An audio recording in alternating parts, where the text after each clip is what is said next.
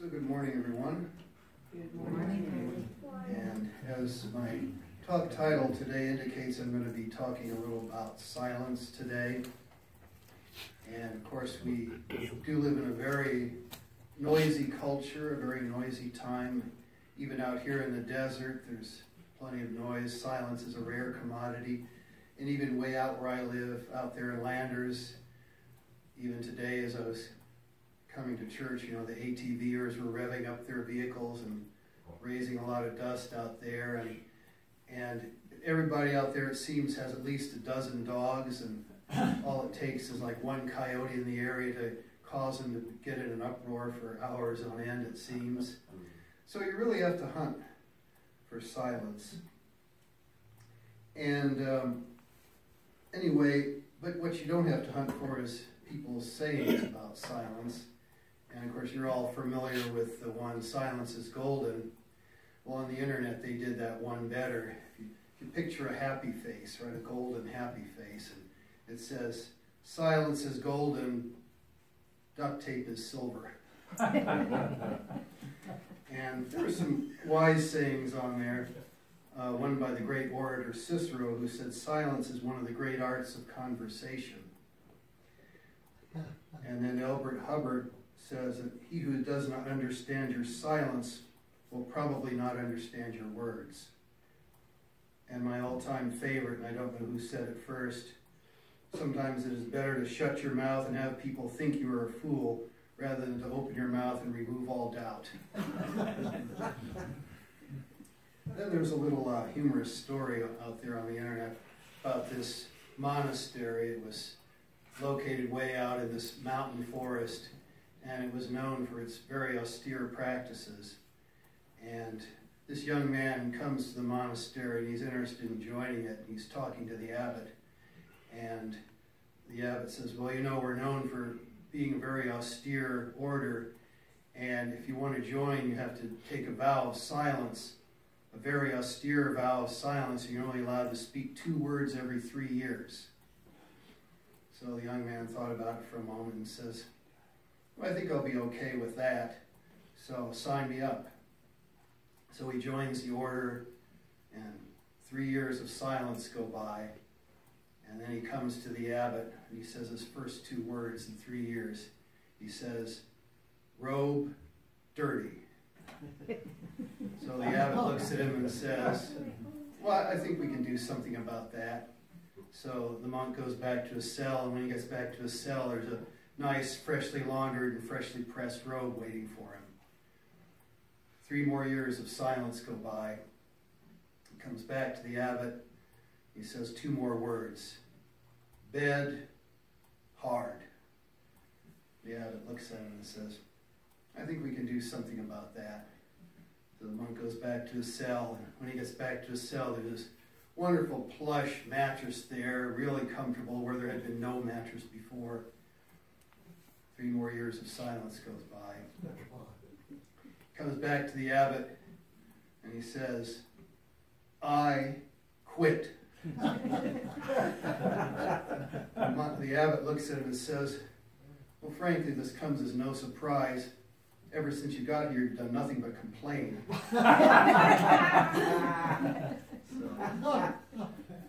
be that as it may. Life is hard in those monasteries. But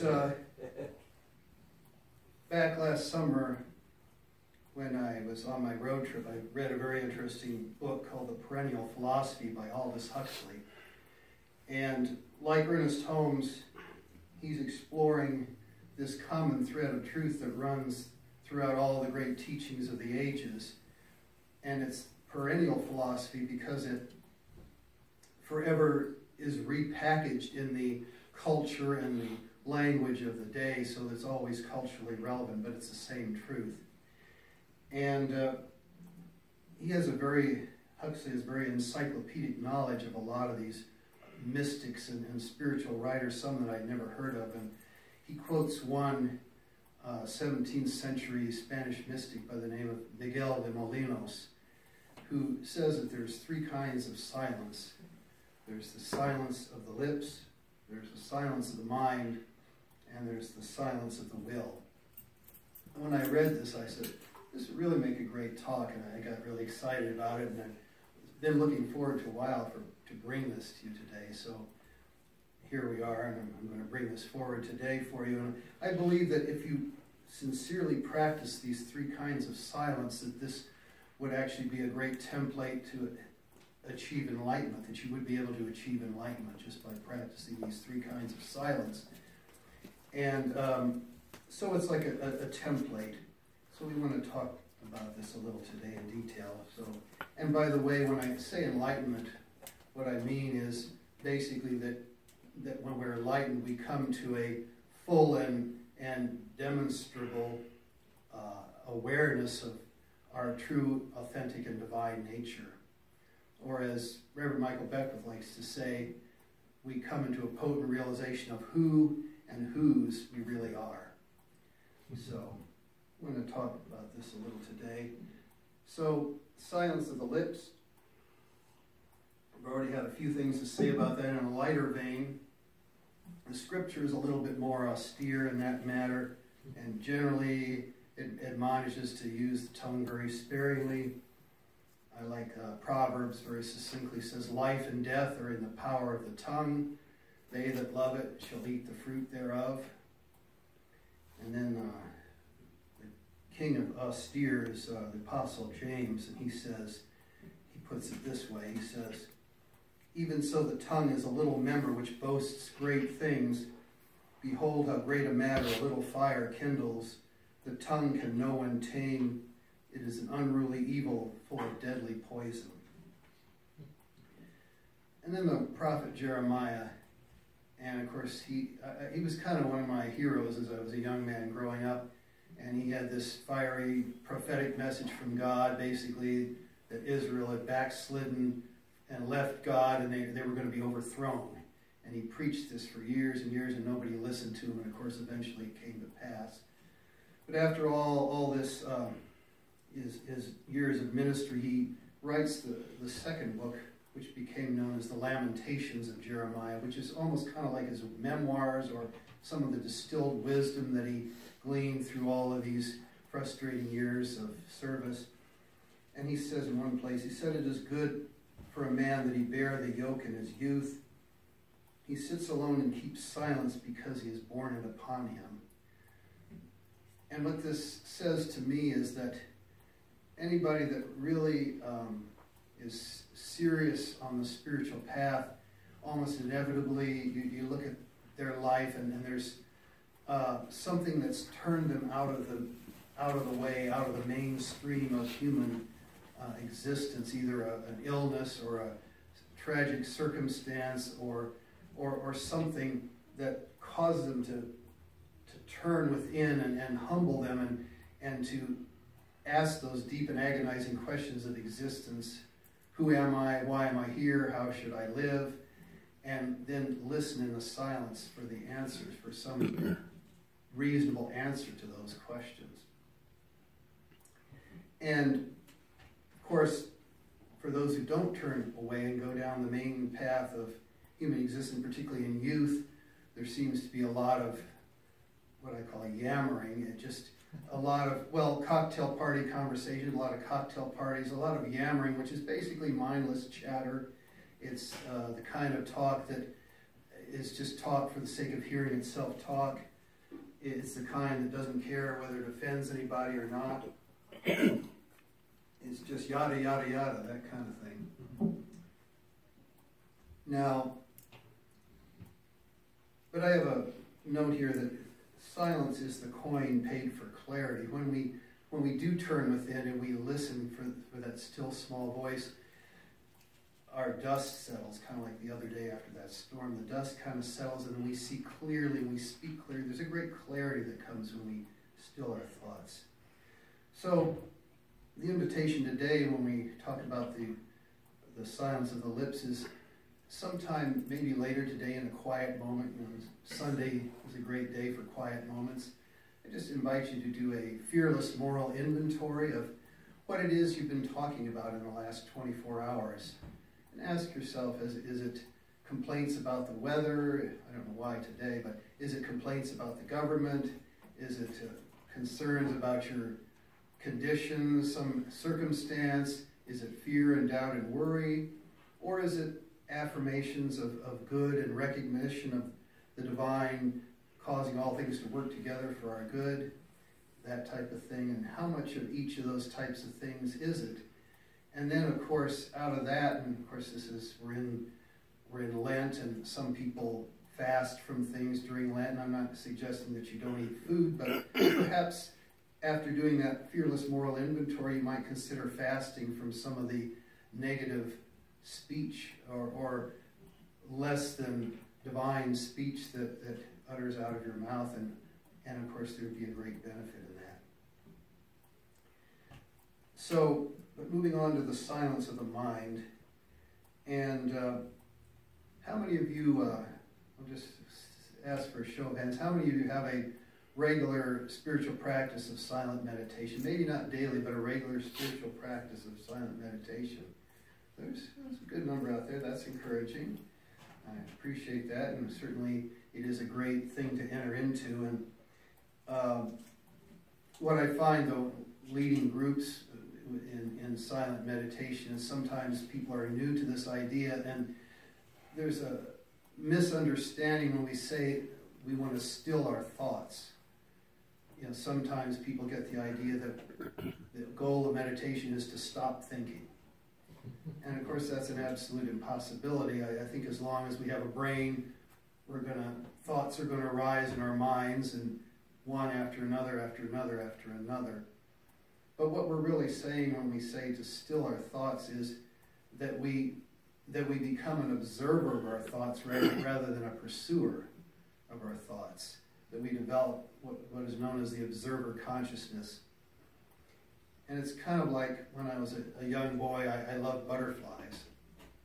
And all it would take to get me excited was see this nice, big, beautiful one flitting across the front yard, and I always had my butterfly net, fresh one with no holes in it, in a strategic area, and I would grab that thing, I'd be out the door, lickety-split, and I'd give diligent chase through people's flower gardens, over fences, till the butterfly either flew up in a tree or it flew into a yard where there was a big dog loose or something, and then I'd give up the chase. But I definitely, gave diligent chase there.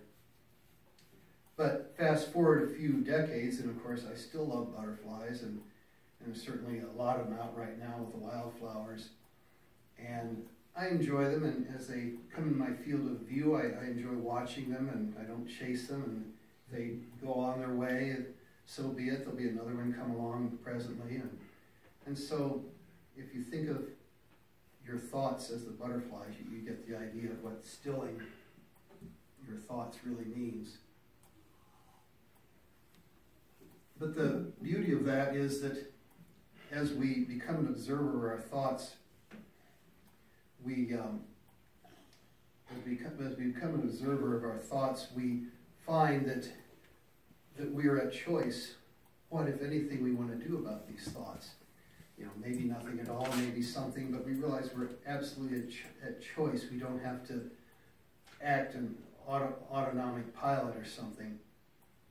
And as we develop the habit of the observer consciousness, this carries over into our more active part of our lives, so that if someone does something and then because of what they do, we have angry thoughts arise in our mind, we can choose, well, do I say some unkind word to this person? Do I do something to get back at them, or do I simply let it be? And as a result of that choice, we can move through life in a more harmonious manner with a lot less collateral damage around things that probably don't really matter that much anyway. So that's the beauty of silencing the mind. Now, moving right on then to the silence of the will. And this is probably the most difficult silence to master. And it was the Buddha that said, out of desire comes all suffering. 131st Psalm is a good one. It says, surely I have behaved and quieted myself as a child that is weaned of its mother. My soul is even as a weaned child. Proverbs 14 says, a good person is satisfied from themselves.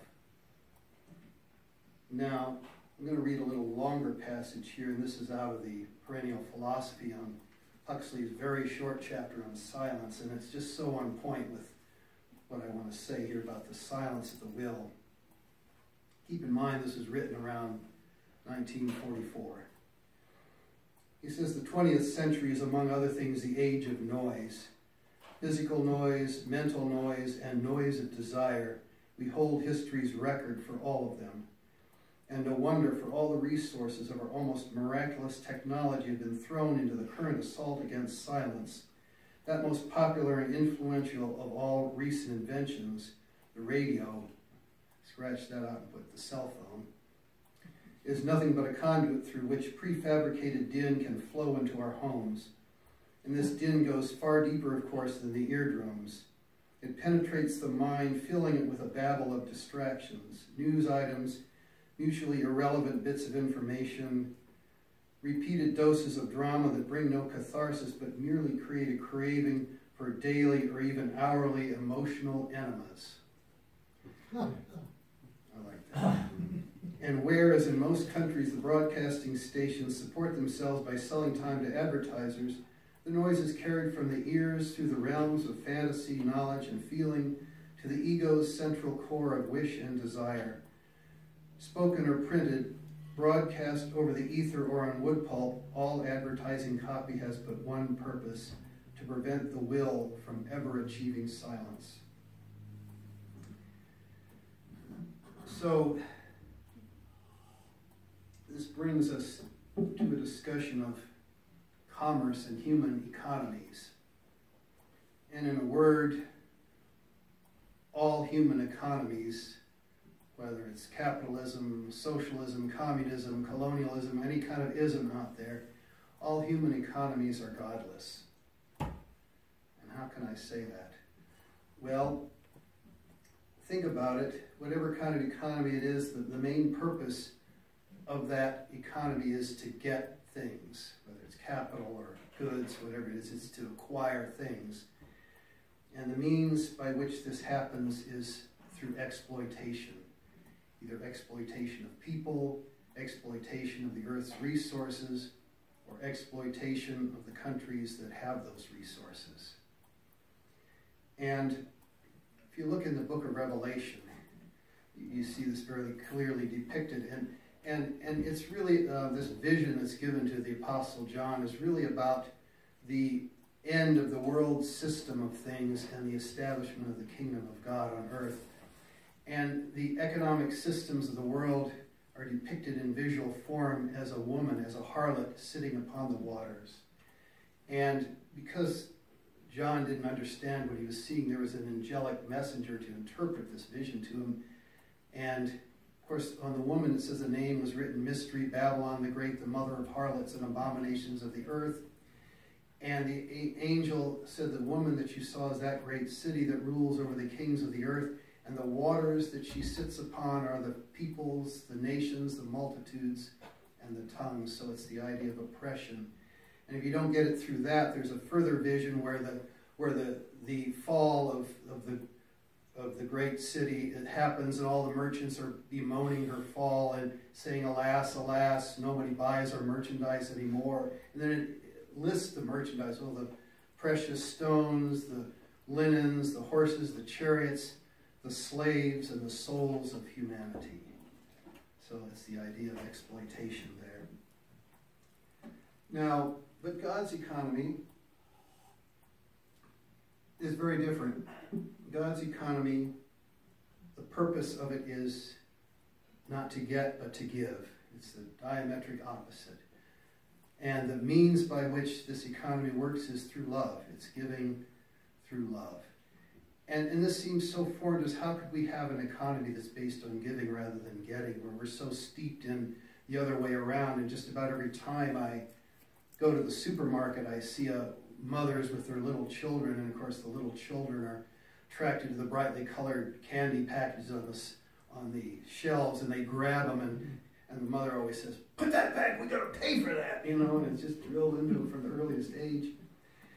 And And on the macrocosmic level, we see all these nations, you know, these big pieces of real estate with imaginary borders drawn around them, and they're always concerned about, do we have enough, hanging on to what they got and trying to get more of those resources that's going to keep their economies going, and of course the wars and so forth, the conflicts that arise out of that.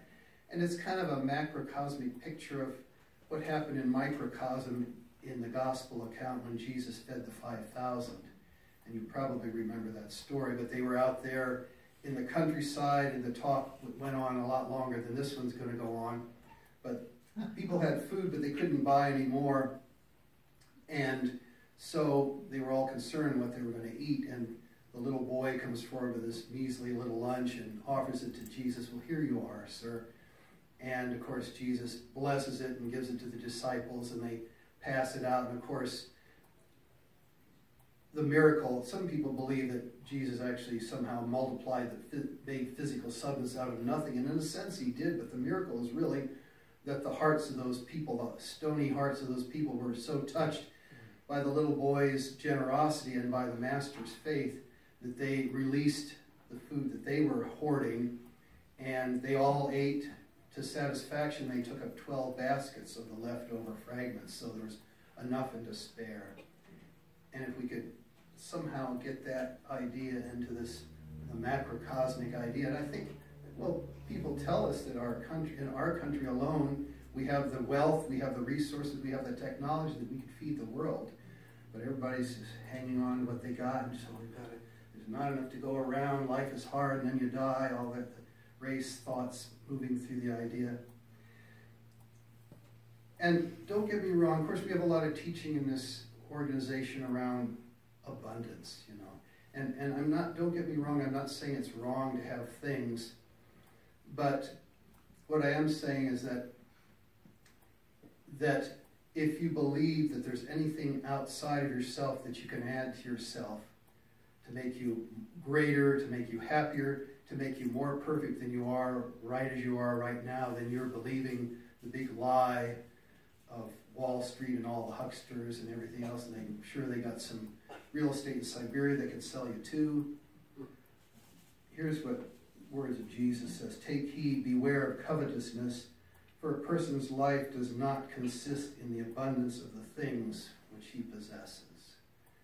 There's that abundant life, but it has nothing to do with the things. And again, it's not wrong to have things, but the thing of it is, do they have us? You know, if you have a lot of those things, you know that there's a lot of maintenance, a lot of care, a lot of insurance around, that sort of thing. And the real joy is, and this is the invitation out of this silence of the will is, and I keep coming back to this, but I like the template of the Hindu idea of a perfect life, that the first half of life you acquire things, you know, you start your family, you get them going in their lives, and then the second half of life is about letting go and about giving. And I would say that most people here, with only one or two exceptions, are well into the second half of life.